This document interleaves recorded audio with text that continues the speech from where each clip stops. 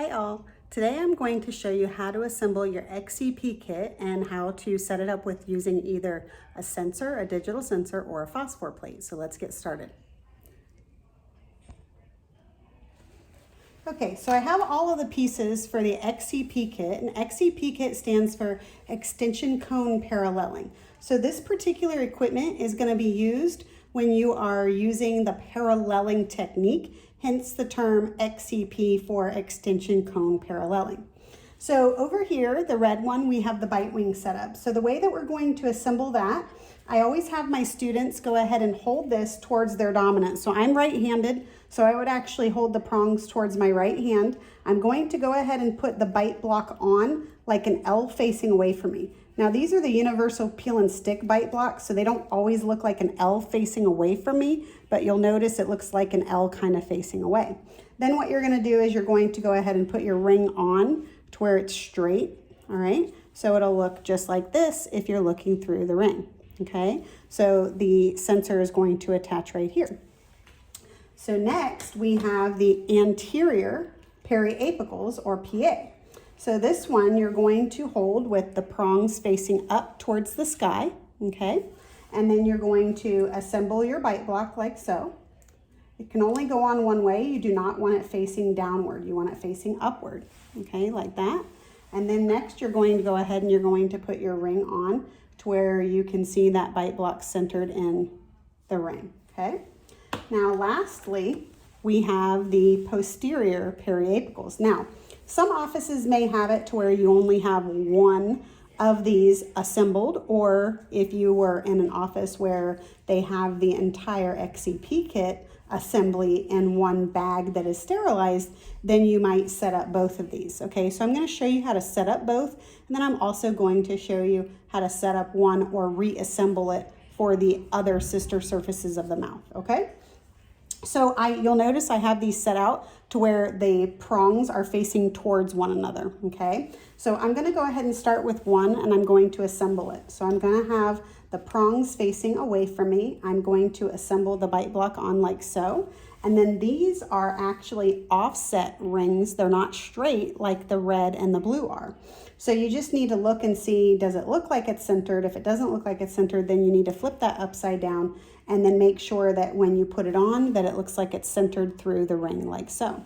So then we're going to assemble the other one. And when you assemble this one, we're going to assemble it like so, just like the other one. Helps if I use the right holes. And then we're going to go ahead and put our ring on like this. So if you were to assemble both of them, okay, if you eventually pick them up, they are actually going to look like a pair of eyeglasses that you can put on, okay? And so that's basically the entire XCP assembly. So we have the bite wing, we have the anterior periapicals, and we have the posterior periapical setup. Let's just say that you don't want to set up both of these, or you don't have both of them set up in your office.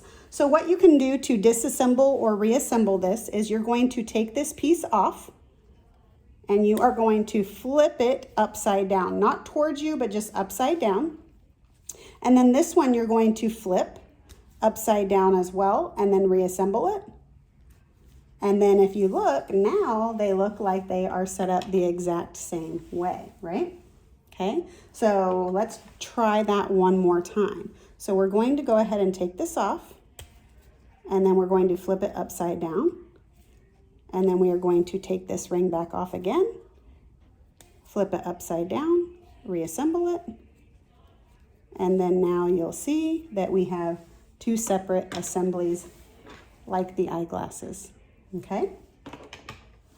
So now let's go ahead and show how we're going to attach the sensor or the phosphor plate to these, okay? So if you were using the bite wing, you're going to center your sensor, and it has to be the flat side of the sensor, okay? You're going to attach that to where it's centered in the ring with the cord coming out of the patient's mouth. And a lot of times when we put this in the patient's mouth, what we're gonna do is we're gonna kind of just wrap that cord around that bar, and we're just going to kind of hold it so you can actually see how it is centered directly in the middle of the ring, okay? Now, when we do our anterior and our posterior periapicals, they are set up a little bit differently, okay? We center them from right to left, or top to bottom, or sorry, right to left, but we don't center them from top to bottom. So the idea is that when you assemble this, okay, and remember, this side is not the side that attaches, this side is the side that you should see through the ring when you're looking, okay? You're going to attach this to the bottom because the idea of a periapical is that we want to actually see the apex of the root above the top part of the tooth, right? So we don't want to see much of that blue sensor below where that bite block is, if you can see that right there, okay? So if you assembled it like this, to where it was centered on there like that, that would not be appropriate. See how you see the blue sensor below the bite block? That's not going to allow you to be able to get the apex of the root because you're going to be cutting off what is up here in the bone, okay? So when you assemble it, you want to make sure that you do not see any of the blue sensor below the bite block. So you want to assemble it like so, okay? And that is going to be placed vertically in the bite holder, okay? Vertically because anterior teeth, the roots are longer and the teeth are more narrow, okay? Now when we do the posterior setup, the way that we're going to assemble that is we are going to put that onto the bite holder horizontally, okay? And then again, depending on which area of the mouth it is that we're working in, so this particular one would work on the patient's, it would go in the patient's upper right, and then it's going to work on the patient's lower left, okay? So when we assemble this, if it's going into the patient's mouth like this, then we're going to make sure that we assemble it with the cord coming out of the patient's mouth. And again, we do not want any of that sensor below where the bite block is. So again, if you look at it like this is exactly how it should be assembled. And again, it's placed in the bite holder horizontally, okay? Now, if I was to use the other setup, this one is actually assembled to do, it would go into the patient's mouth like this. So it's going to go for the patient's upper left, and then of course it's going to go in for the patient's lower right. So if it was going into the patient's mouth like this, I'm going to assemble it like so, making sure that I don't see any of the blue sensor sitting above that. And then now you can see I actually have all of this down here that's going to get the apex of the root in the bone on the mandibular right. Okay, so that is how you would actually assemble the sensor and the XCP for the paralleling technique if you were taking an FMX to do bite wings, to do anterior PAs, and to do posterior PAs.